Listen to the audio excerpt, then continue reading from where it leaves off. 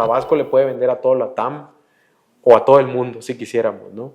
Pero necesitamos esa articulación. Yo creo que se necesita mucho de la voluntad pública, brindarle al empresariado esta visión, y yo creo que todo se reduce a eso, una innovación abierta que permee tanto en la parte académica, la parte privada y la parte pública, y que todos nos, ahora sí que al unísono, poder generar estos ecosistemas.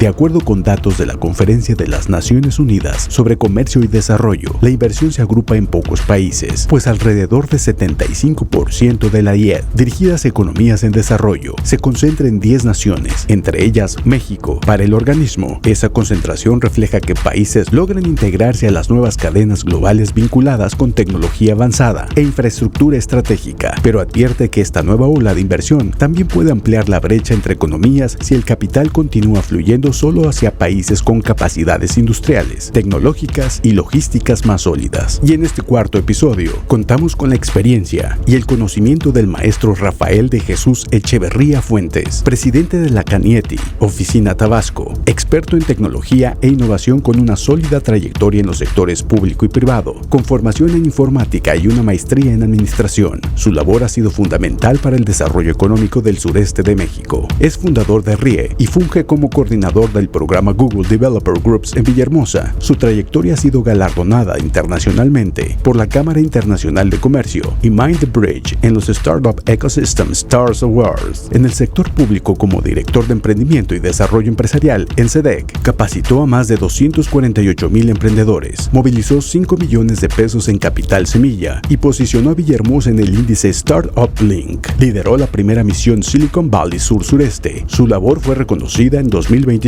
con el Premio Guayacán de Oro como líder del ecosistema emprendedor. Es autor de libros como Haciendo Posible lo Imposible y miembro del Padrón Estatal de Investigadores. Actualmente es también empresario y fundador de HackerDex, empresa partner oficial de Google, la primera en lograr esta clasificación en el estado de Tabasco. Listos para iniciar este cuarto episodio de nuestra temporada 10, Rafael Echeverría Fuentes, en Diálogos con la Comunidad.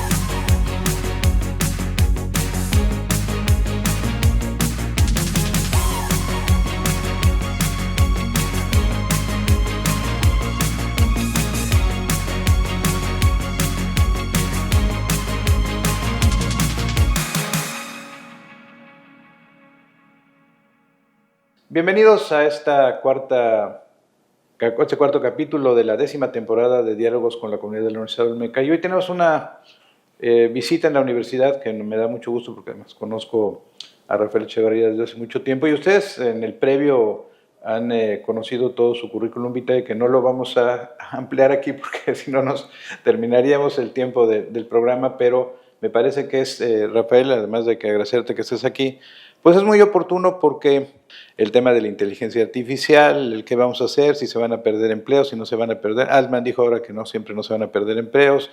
En el 2018 Oppenheimer decía, según un estudio de Harvard, que se iban a perder 300 o 350. El caso es que estamos hoy en este contexto de lo que se ha llamado la reforma industrial, la revolución industrial 4.0 y una educación 6.0. Y tú pues tienes la posibilidad de compartirnos, pero además mostrarnos esta ruta que vamos a ir, porque tu camino ha sido, mucho se ha visualizado el tema del emprendimiento, que es muy importante, pero sobre todo porque tú hoy además representas aquí en el Estado y tienes una vinculación con estos aspectos de comunicación, de tecnologías, de innovación.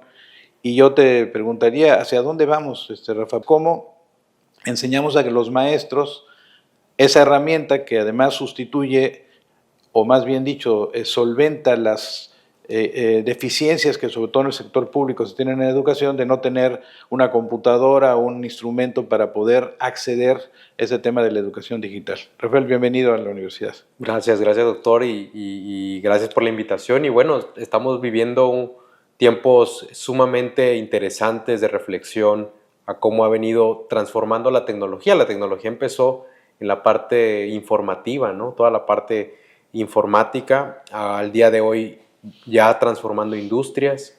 Yo creo que hoy estamos en el momento en que está transformando la propia humanidad, ¿no?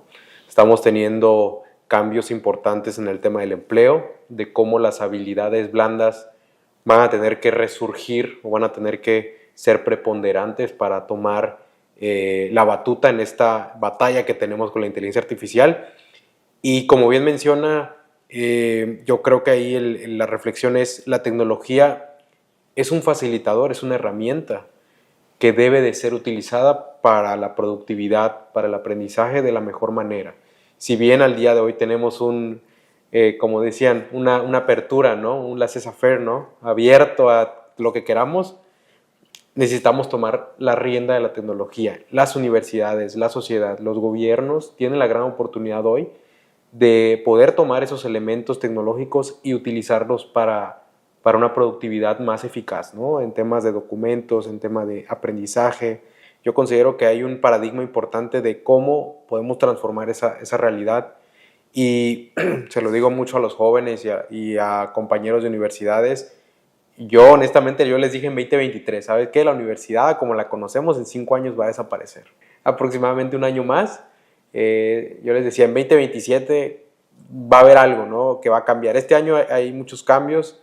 Estamos viendo el avance de la inteligencia artificial. Ya el propio gobierno de Estados Unidos, que pues lleva también varios estudios y reflexiones al respecto, pues ya ve una crisis laboral, ¿no? Ya está observando que van a haber ciertos desacomodos de la sociedad, a como la estamos viendo en este sentido, pero creo que la oportunidad está en la conversión, ¿no? En ese reskilling que yo siempre lo he mencionado. Si tú te dedicabas a una cosa actualmente, tú tienes que empezar ya a cambiar, a utilizar estas herramientas. Así como el día que llegó la máquina de coser, el día que llegó la máquina de escribir, el día que llegó la computadora, el día que llegó el móvil, tuvimos que adaptarnos a ese ambiente, ¿no? E integrarlo como parte de nuestro trabajo y de nuestro día a día. Un rector de una universidad de Panamá que hizo una presentación muy deslumbrante, ¿no? Incluso él apareció ahí, ¿no? Con un bot y todo. Y decía al final que la inteligencia artificial, la ventaja que tiene fundamental es que reduce los tiempos para hacer las cosas. Y yo creo que es una buena descripción, pero no sé si al final del día la inteligencia artificial nos serviría solamente para hacer las cosas en menos tiempo. Ayer te comentaba, estábamos en una reunión con empresarios, y cuando nos presentaba el conferenciante algunos datos que no eran muy actualizados, pues él dijo, no, a ver, pero ahorita, y le preguntó no sé cuál era su fuente, y dice, no, pues actualmente tenemos tal cosa. O sea, ese contexto de vamos a hacer las cosas más rápido es lo que debemos apreciar o decir es lo importante de la inteligencia artificial, o cuál sería, según tu punto de vista, Rafael, el contexto en cómo, no solamente en el espacio laboral, pero me parece fundamental en el espacio educativo, tengamos a la inteligencia artificial como una herramienta, ¿no? Totalmente. Una herramienta, yo creo que al día de hoy tenemos en la mochila, digamos, imaginemos una mochila, ahí tenemos liderazgo, tenemos capacidad de decisión, toma de decisiones, empatía, inteligencia emocional. Yo creo que la IA viene a ser un componente más dentro de ese ámbito, ¿no? Porque no podemos dejar la coyuntura humana, es decir, Google utiliza un término que siempre debe haber un conductor, siempre debe de manejarse el conductor, es decir, la persona que está controlando a la IA. Porque, ¿qué pasa? Hoy la IA no funciona como la fuente máxima de la información, es decir, tiene sesgos, tiene alucinaciones, y siempre lo va a tener. Incluso hay estudios que y varios CEO lo han aceptado públicamente, de que va a ser muy complejo deshacernos de las alucinaciones, porque estamos hablando de matrices de datos que ya están integradas dentro de los modelos, y es muy complejo el poder encontrar incoherencias o poder hacer que las alucinaciones desaparezcan, ¿no? Entonces, de entrada, debe de ser un componente que acompaña las decisiones, que acompaña las reflexiones y que acompaña la productividad. Si una persona se siente cómoda haciendo su tabla y tiene, pues bueno, sigue utilizando sus fórmulas y dice, bueno, me va bien ahora, ok, lo puedo intentar hacer con IA, pero si yo tengo algo que ya funciona, yo puedo tratar de eficientarlo en acompañamiento de la IA, pero no decirle, oye, hazme esto de cero y sin corroborar que el resultado sea el mismo que yo tenía anteriormente. Si bien en el avance en otras industrias pues ya es más utilizada, ya es más En el caso de la parte de la mecánica, que se requiere pues instrumentación, precisión, exactamente, ahí la verdad que está avanzando muchísimo. Incluso en la medicina, ¿no? Correcto, y la parte de la IA física, que le llaman ya a la parte de la integración de la robótica con la IA, instrumentación y todo lo que es para crear o para construir o para ensamblar. Yo creo que ahí le está yendo muy bien, pero ahí estamos hablando únicamente de automatización con una porción de IA, ¿no? Que está teniendo decisiones y que se adapta a su ambiente y toma decisiones, ¿no? Entonces, no debe de ser la máxima fuente de información, porque las soluciones las va a tener, o sea, lo han dicho, pero debe de acompañar ese proceso de toma de decisiones o ese proceso productivo, y el humano siempre tiene que estar al frente, y obviamente ese es el gran desafío, ¿no? Hay personas o hay debates, ¿no? En que prácticamente vámonos todo a la IA y listo, pero siempre debe de haber acompañamiento. Ahora, ¿cómo se ve ahora en las organizaciones y en las instituciones y en las empresas? Es si hay una reducción de personal, pero ese personal que queda, pues deben de ser el All Stars Team, ¿no? Debe de ser personas que ya utilizan la IA de manera productiva y que tienen también un conocimiento académico, una formación académica, una preparación, un rango de decisión y de reflexión y de toma de decisiones. No puede ser el día de mañana que tengamos una persona con cero conocimiento y ahí te va la IA y ya potenciaste tu capacidad, ¿no? en una hora. En realidad la parte de la preparación que se requiere humanamente todavía va a ser necesaria. Incluso al día de hoy con el tema de la traducción simultánea ya se han hecho algunos experimentos o laboratorios donde ya hay la traducción simultánea en tiempo real a través de una IA. No es lo mismo. Hay cosas que no se siente al momento de comunicar la persona en otro idioma, no genera esa empatía, ¿no? Yo creo que la parte humana no debe de hacerse a un lado, sino que ahora debe de aumentarse con estas herramientas. Las otras revoluciones industriales, la tercera, han sido más suaves, pero esta cuarta, que además algunos ya hablan incluso de una revolución industrial 5.0, es una revolución muy compleja porque nos habla precisamente de esta transformación.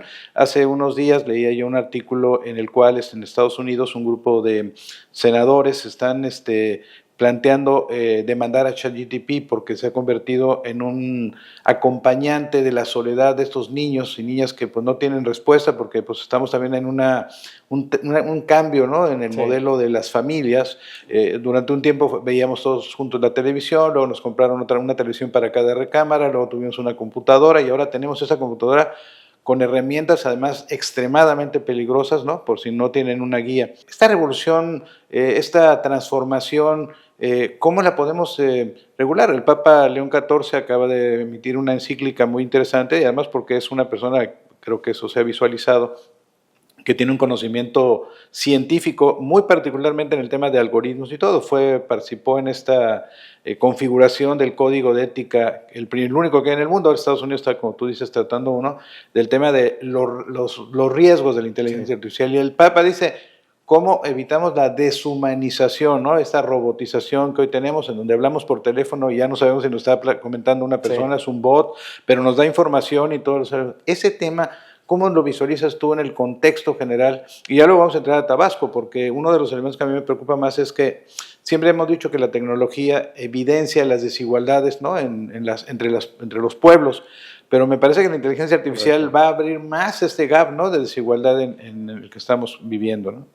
Sí, totalmente. Aquí estamos viendo que, como bien mencionas, es como que el final de la cuarta revolución industrial y estamos empezando como en una vertiente hacia la quinta, hacia lo que viene, la integración de servicios. Y al día de hoy las empresas tienen una competencia voraz de quién tiene el mejor modelo, de quién tiene la mejor capacidad. Y lo hace más rápido esa transición, ¿no? Que es lo más complejo. Es correcto. Entonces no hay al día de hoy un candado que digan, ¿saben qué? Paren completamente. No recuerdo quién de los CEOs decía que pararan, creo que el desarrollo como por 5 o 10 años. Bueno, Elon Musk, ¿no? Planteaba un tema de esa naturaleza. Exacto. ¿no? Y Elon con Altman, ¿no? Decía, ¿saben qué? Paren un poco esto porque va a haber repercusiones complejas. en todo sentido, en la sociedad, en la familia, en lo laboral, en el campo de las organizaciones. Entonces aquí pues no hay una respuesta clara, yo no tengo una respuesta clara honestamente.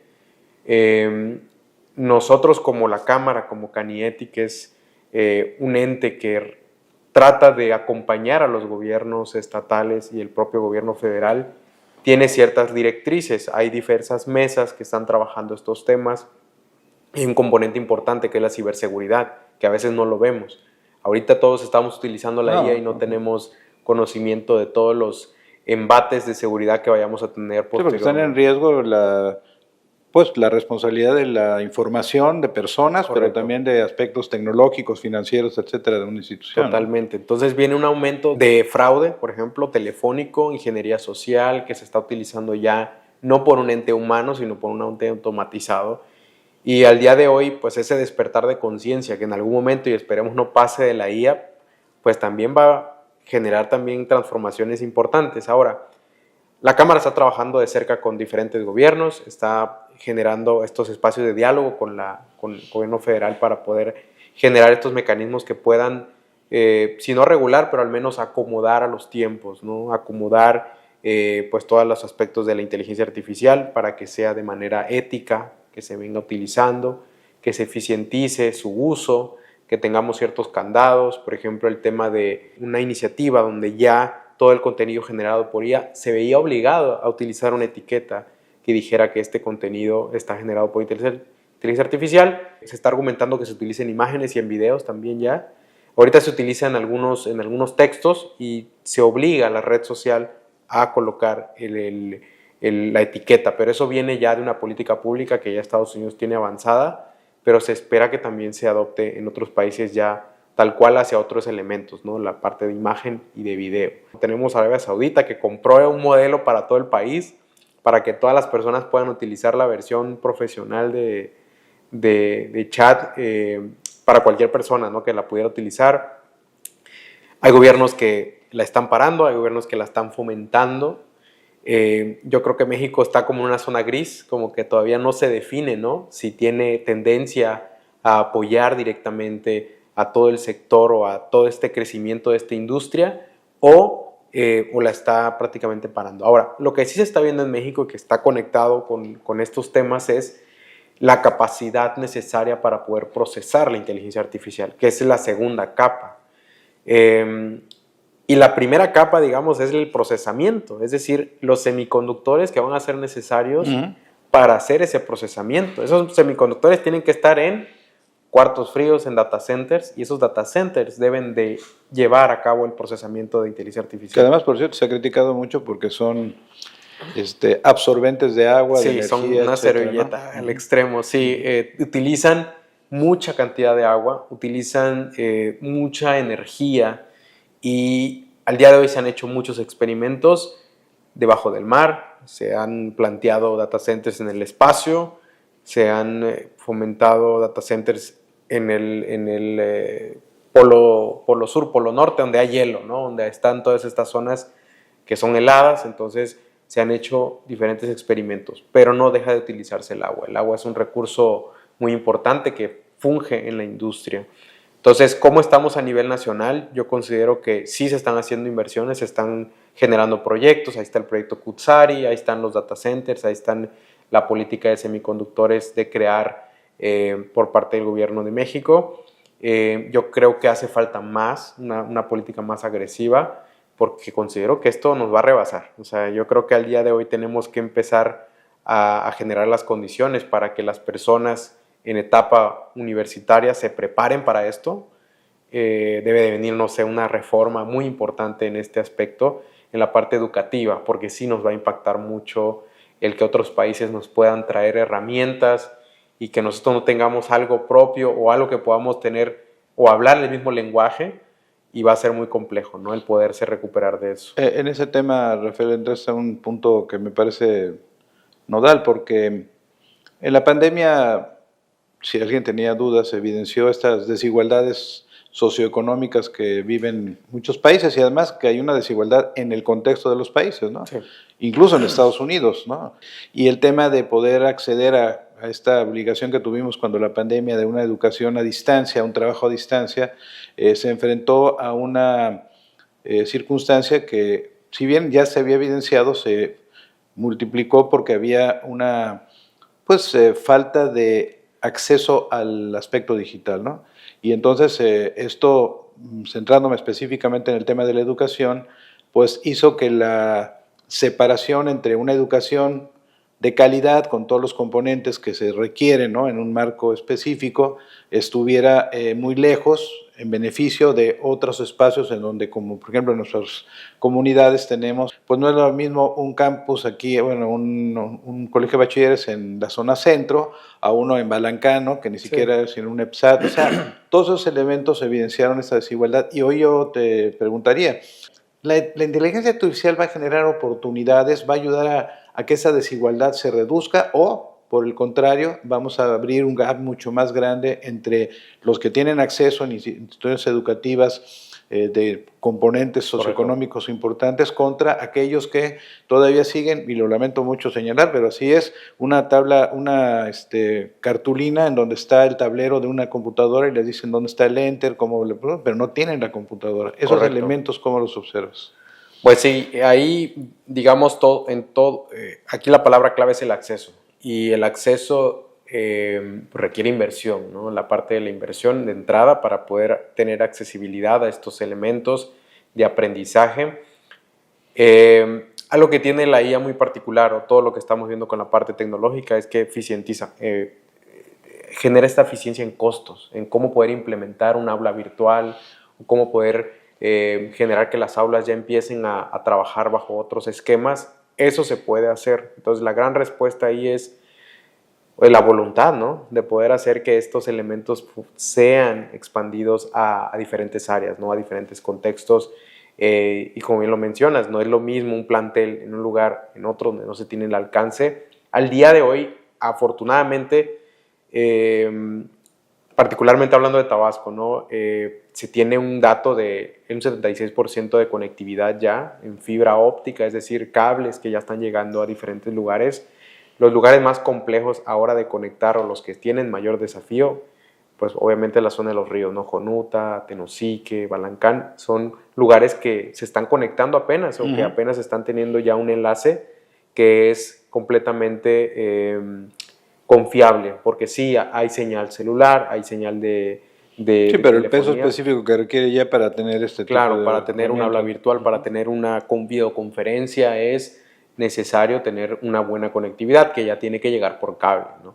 Entonces, aquí el tema es la infraestructura necesaria. Así como es en los hospitales, la infraestructura es lo mismo para poder operar o para poder generar esta parte de oportunidades. Ahora, la IA sí se puede convertir en un tutor bien utilizada. Yo creo que ahí el tema es encontrar la herramienta adecuada.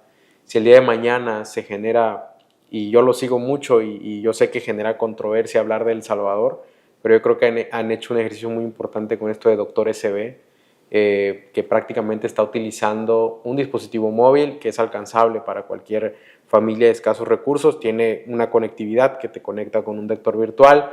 En primera instancia se utilizaron líneas de llamada que te conectaba con un doctor por llamada. Ahorita en la siguiente fase de ese proyecto ya es utilizar la IA, que son agentes donde van a poder tratar enfermedades de bajo impacto, es decir, las que son, digamos, de seguimiento, tratables y que no tienen mayor complicación. Pero eso yo creo que es una de las respuestas, ¿no?, el poder generar ese tipo de mecanismos de atención personalizada, porque yo no imagino de aquí a 2 años un aula donde tengamos los pupitres uno detrás de otro. Es muy complejo. Del siglo Entonces, XVIII. yo creo que las aulas se tienen que convertir en espacios de reflexión. De networking, ¿no? Como hacemos, ¿no? Exacto, como un networking, como un área de reflexión, de que cada persona en su individualidad pueda reflexionar sobre. Y además una multidisciplinariedad, ¿no?, que se ha perdido también en el contexto. Ahorita que comentas esto desde luego siempre es muy controvertido el tema de El Salvador, pero si nos centramos, bueno, porque además ahí Google hizo una inversión muy significativa que les ayudó a tener estos esquemas. ¿Cómo visualizas tú qué política pública en el contexto específico de Tabasco podría servirnos para que ese tema de la inteligencia artificial se convierta en un detonador? Y luego, para no hacer ya tantas preguntas, para que tengas tú más tiempo, es que tú has trabajado de manera muy puntual en el tema del emprendimiento. Sí. Y traigo a colación eso porque en uno de los diálogos hace tiempo que hicimos con un especialista en el área de ingeniería petrolera, nos platicaba el tema de cómo pues, la inteligencia artificial hoy permite hacer una serie de cálculos, etcétera. Hoy es el tema, ¿no? Este tema de la inteligencia artificial como política pública y diría yo en el tema del emprendimiento. Un emprendedor hoy podría tener en la inteligencia artificial una herramienta para poder visualizar no solamente la configuración de una empresa, sino los resultados que podría tener en el futuro. Sí, totalmente. Una palabra muy importante y que me agrada mucho es una que se acuñó por Clayton Christensen, que es la parte de Open Innovation, la innovación abierta. Chile tiene un avance importante en el tema de innovación gubernamental, también innovación pública. La autora también, Mariana Mazzucato, ha hecho también, tiene un instituto que se dedica a esta parte de cómo la innovación incide en las políticas públicas.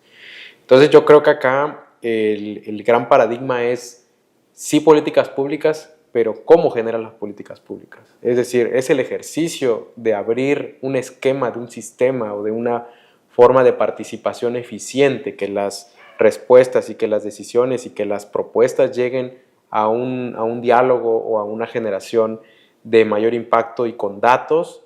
Ese es el gran reto, ¿no? Porque al día de hoy, pues en las prisas de armar el Plan Estatal de Desarrollo, nosotros nos tocó armar en su momento el del sexenio pasado y aunque tuvimos un buen espacio de tiempo, aún así se complica, ¿no? A veces tomar las decisiones. Nosotros nos enfocamos mucho en el tema del ecosistema emprendedor porque detectamos que ahí está la mayor incidencia en el tema de cómo integrarnos todos en esta dinámica, ¿no? El ecosistema emprendedor, pues ya de años ya viene transformándose, ha venido, creo que no se ha dejado de lado el término, pero sí ya está un poco desgastado, considero, al día de hoy, pero no deja de ser ese sentido de la unidad entre los diferentes sectores y cómo funciona un motor de crecimiento en base a emprendimiento, ¿no?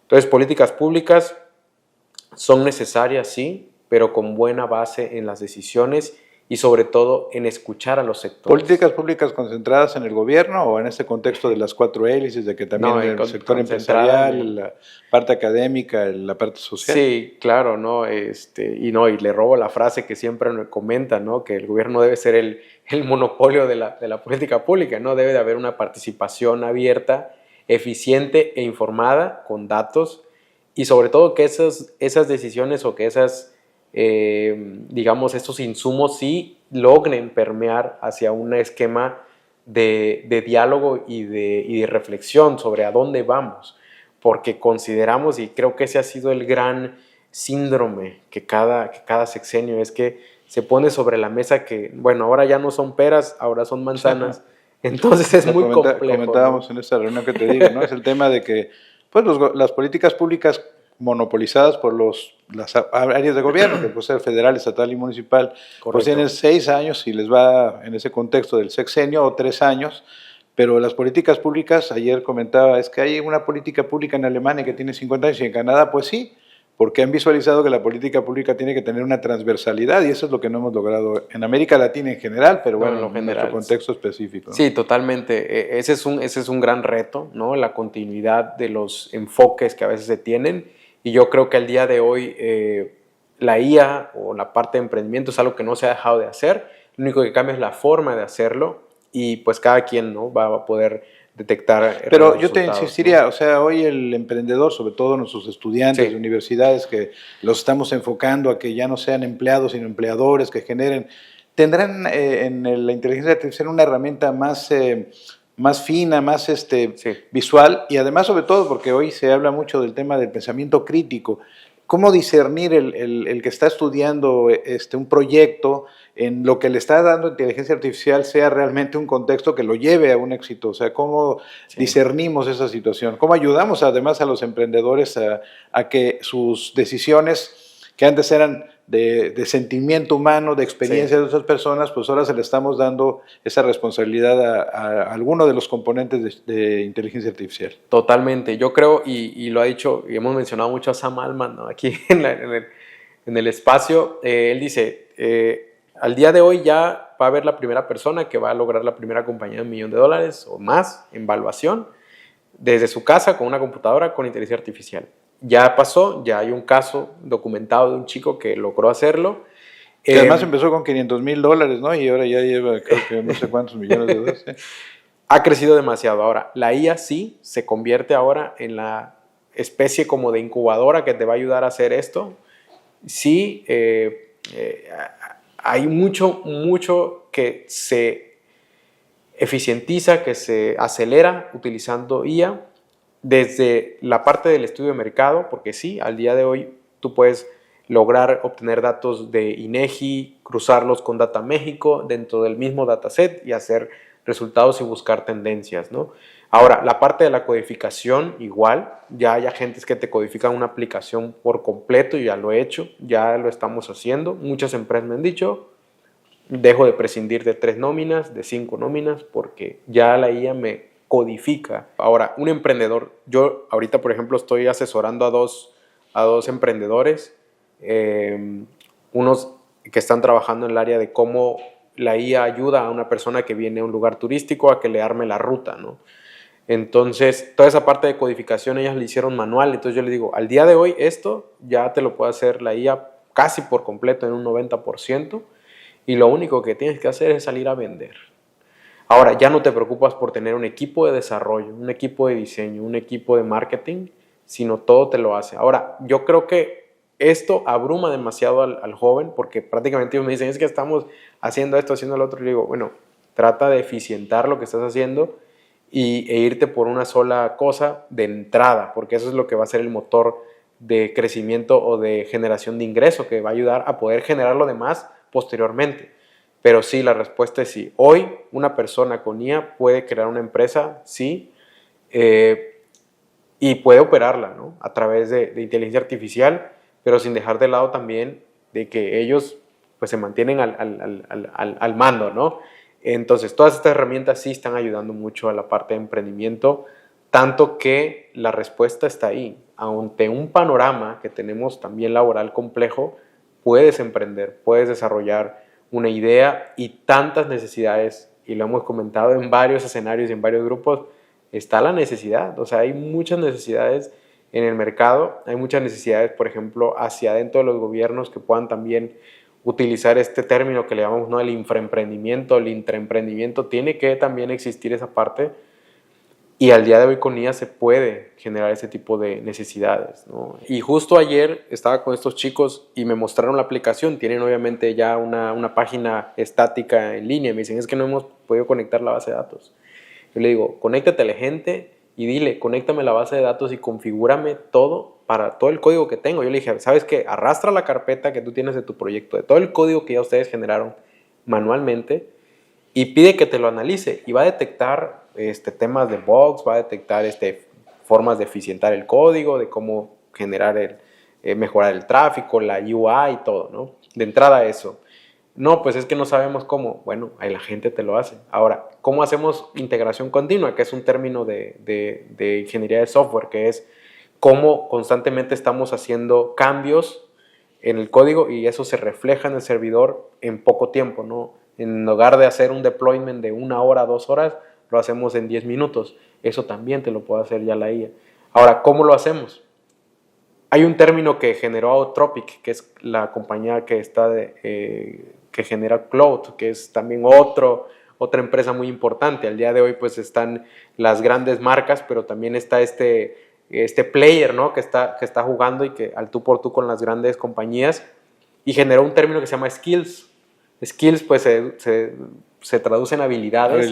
Entonces el skill al día de hoy es una receta que ya está optimizada un 100%, que es un prompt, que es como una cadena de texto donde ahí especifican, sabes que eres un experto en implementación de base de datos, sabes relacionas... Sí, trabajar en equipo, de todo aspectos eso, ¿no? digitales, las 8 competencias que hoy además obliga la Ley General de Educación Superior. Entonces yo les dije, ¿sabes qué? Hay un repositorio que tiene 1400 skills, tienes 1400 expertos que desde SEO, de Search Optimization, tienes un experto en UX, tienes un experto en UI, tienes un experto en base de datos y al alcance prácticamente de un clic, ¿no? O de un tap, lo que sea, ¿no? Entonces, eso es lo que hoy está transformando completamente a cómo están haciendo los temas de emprendimiento, sobre todo la parte de software, pero al día de hoy, ¿qué no es software? Todos los emprendimientos, por ejemplo, si yo voy a hacer un proyecto logístico de conexión de carga, pues yo necesito algo que lo administre, necesito una app, necesito una aplicación. Si yo necesito un sistema de monitoreo que se conecte a dispositivos como un Arduino, un Raspberry Pi, yo se lo pido a la IA y me lo genera, ¿no? Entonces, eso es algo impresionante al día de hoy, pero es algo que está sucediendo y cualquier persona que tenga una idea de emprendimiento al día de hoy empieza a debatir de cómo poderla hacer con la IA y le va a ir dando ideas de cómo hacerlo, ¿no? Ahora el gran paradigma es la ejecución, es decir, cómo salgo a vender esto, cómo lo presento al público, cómo me relaciono con los inversionistas, cómo lo vendo como una idea. Y ahorita con estos chicos yo les digo, ¿sabes qué? Esto puede estar listo en 2-3 semanas para presentárselo a alguien. Tú has hecho un esfuerzo muy significativo, no sé, y tú me comentarás si esto ha sido fructífero o no, pero has estado de manera muy recurrente en Silicon Valley, has ido a Colombia donde también hubo un proyecto ahí muy similar, ¿no?, a lo de Silicon Valley. Y la pregunta es, ¿qué tienen esos contextos, esos, diríamos, escenarios que puedan promover el tema del emprendimiento, pero también de la innovación? Y eso, ¿por qué no ha permeado, o creo yo, no ha permeado lo suficiente, no solamente en Tabasco, en el contexto general de México? Bueno, el caso de Colombia es muy particular, es muy interesante. Es curioso porque creo que pasa algo similar acá con Jalisco, ¿no? Que sería el equivalente a Medellín. Sí, que fue el desarrollo tecnológico. En el caso de Medellín, pues también hubo un proceso político, un proceso de transformación. Sí, de un cambio de paradigmas que tenía, ¿no? Por un cambio de paradigma, tuvieron un gobernador que era matemático, empezó a meter Sergio Fajardo, si no me equivoco, empezó a hacer toda esta reflexión de juntar académicos y ellos empezaron a generar la política pública de toda la ciudad de Medellín y posteriormente también fue gobernador, pero fue alcalde también de Medellín. Al día de hoy Medellín es de las ciudades más innovadoras del mundo, curiosamente también cuna del reggaetón y cuna también de toda la cultura que viene de ese género musical y cuna también de grandes artistas, pero también al día de hoy un gran hub de emprendimiento muy interesante que se articula en un edificio y yo lo veo así muy tangible, que es Ruta N, ¿no? Ruta N es una corporación del Estado, una corporación pública, que también esta terminología también como que a veces no cuadra en el contexto mexicano porque no existe un símil, que es las corporaciones públicas, que están haciendo un trabajo impresionante. Por ejemplo, Ruta N lo que hace es que aparte de ser un edificio, atrae inversión, genera vinculaciones con Europa, con Estados Unidos, está articulando el ecosistema, ahí generan espacios para eventos, para talleres, para conferencias, tienen un tema de coworking ahí mismo, donde pueden alocar empresas que puedan venir a generar un proceso de soft landing, inmediatamente a vender a toda Latinoamérica, ¿no? Entonces, creo que nos ha faltado esa visión de vernos como un punto. Yo siempre lo he dicho, Tabasco le puede vender a todo Latam o a todo el mundo, si quisiéramos, ¿no? Pero necesitamos esa articulación. Yo creo que se necesita mucho de la voluntad pública para poder generar estos puntos de encuentro, también brindarle al empresariado esta visión en lo general de lo que existe, de las oportunidades que hay. Y yo creo que todo se reduce a eso, una innovación abierta que permee tanto en la parte académica, la parte privada y la parte pública. Y que todos ahora sí que al unísono, poder generar estos ecosistemas. Y ahora Silicon Valley pues fue algo como fortuito, pero aún así tenían los elementos, ¿no? Tenían centros de investigación, tenían universidades muy buenas. Hay una inversión de los tecnólogos para que se desarrollara ahí, ¿no? Totalmente, y pues antes de eso una fuerte inversión pública por el tema de la defensa, por todo el tema necesario que dio origen a muchas tecnologías que al día de hoy, digas el internet. Y que se van exponenciando de manera, lamentablemente. Y que así es, también está ese debate ahí con el tema de la IA, cómo se integra al tema de la defensa, pero justo eso, ¿no? Los elementos yo creo que al día de hoy necesitan una alineación importante para poderse ejecutar, y en su momento creo que se logró un poco en la parte gubernamental, pero aún así faltaba mucho más, ¿no? Yo te podría decir, yo me llevo una experiencia muy interesante, me tocó pandemia también y pudimos atender a miles de emprendedores en línea porque dábamos talleres constantemente, hacíamos conferencias, e invitábamos a todo el ecosistema a que diera conferencias y a que diera charlas, ¿no? Y por otro lado también el capital semilla, ¿no? Que es el capital semilla es un elemento que también yo creo que el 80% de los que recibieron capital semilla al día de hoy viven todavía, las empresas. Y capital semilla que pues ronda en los 100,000 pesos, o sea, es algo que sí te ayuda a empezar algo, o sea, porque no es lo mismo recibir una cantidad muy mínima que no te da pero ni para la nómina de la semana, pues. Pero esta parte de capital semilla creo que fue muy importante, y yo creo que en algún momento tiene que volver este tipo de un plan estratégico de aceleración. Y bueno, ustedes lo han visto, ¿no? Todo lo que pasa con Startup Valencia, Startup Madrid, todas estas iniciativas, toda esta parte de un alineamiento público importante que se genera a través de inversión, a través de infraestructura pública, formación académica, ¿no? Integrada a la parte emprendedora, también a la parte productiva, empresarial, pero sobre todo esa visión, ¿no? Por ejemplo, en Colombia es el EAFIT, que es una universidad importantísima en el tema, creo que es privada la universidad, y tienen pues estos ecosistemas muy integrados, ¿no? Entonces, yo creo que Tabasco tenemos muchos elementos, muchos esfuerzos aislados que están haciendo propiamente su labor, pero es necesario articular una política pública importante para poder articularlo de manera muy eficiente, y que para que vayamos sobre una ruta de desarrollo alineada, ¿no? A objetivos muy importantes. Estoy de acuerdo, por ejemplo, en el tema del turismo, que ahora es una de las banderas principales. Se requiere mucha inversión en infraestructura, obviamente. Tenemos otras capacidades que ya estaban instaladas, que posiblemente pudieran también apoyar a que se generen otro tipo de industrias. Por ejemplo, la parte automotriz, que creo que se llevaba un avance importante. Autopartes, ¿no?